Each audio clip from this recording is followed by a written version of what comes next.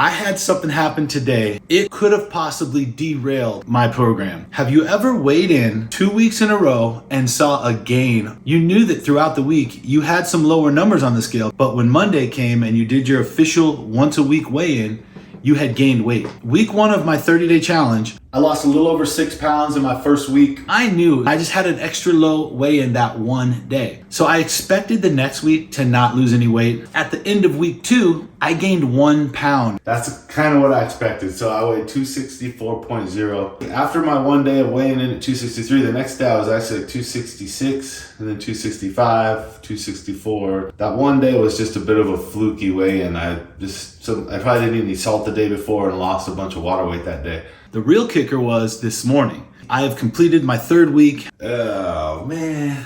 All right, 264.5. It says that I'm up a half a pound. I'm gonna do exactly what I did last week, one more week. I'm gonna see if next week if I lose a pound, at least. The amount of calories I'm eating may be too high. I may have to cut my calories, but I don't think 2,500 calories is too high for me. I should be losing weight on that. I followed up my 1 pound weight gain with a half a pound weight gain. And it was a little demoralizing. I'm trying to prove to myself I can follow intermittent fasting, eat whatever I want, stay under my calorie target, and still lose weight. I'm also trying to eat the most calories I can and still make progress. I'm trying to lose 1 pound a week. I just want consistent results so that I can really enjoy life and keep making gains. I once saw a YouTuber that I follow say that you should take your average weight throughout the week and compare that to your previous week. And the difference between those two numbers is a more accurate reflection of your progress on your plan. So I added a column on my tracker. After my initial weigh-in, I averaged the following 7 days and took that average weight for week 1, week 2, and week 3. And look at this. In week 1, instead of showing a 6.3 pound weight loss, I lost 3 pounds exactly, which was more realistic. Then in week 2, it showed a loss of 1.8 pounds. And then this week, in week 3, it had me at losing 1.1 pounds. So by looking at the average weigh-in throughout the entire week, I am showing that I'm getting consistent results week after week, 3 weeks in a row.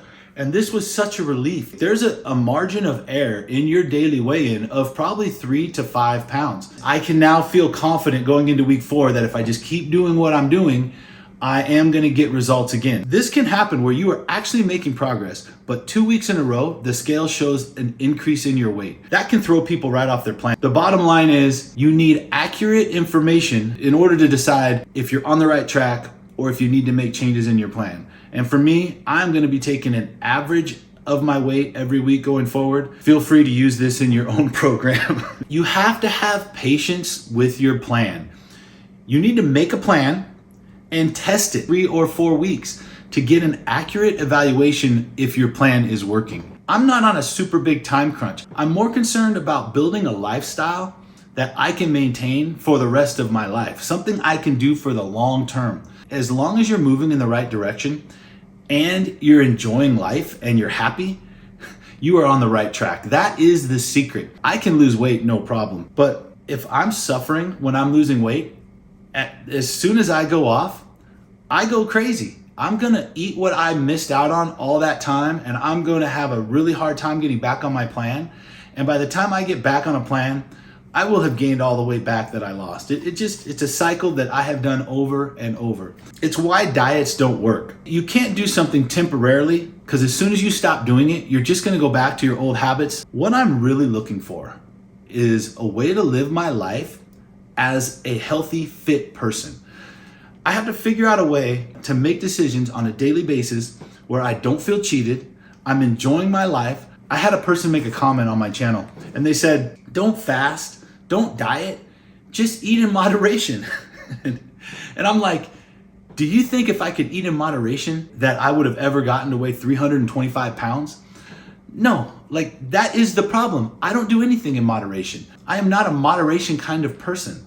Intermittent fasting for me is a way to live life with moderation. Instead of just having 1 cup of ice cream, 1 cup of rice, what I do is I sacrifice in the morning and I have nothing.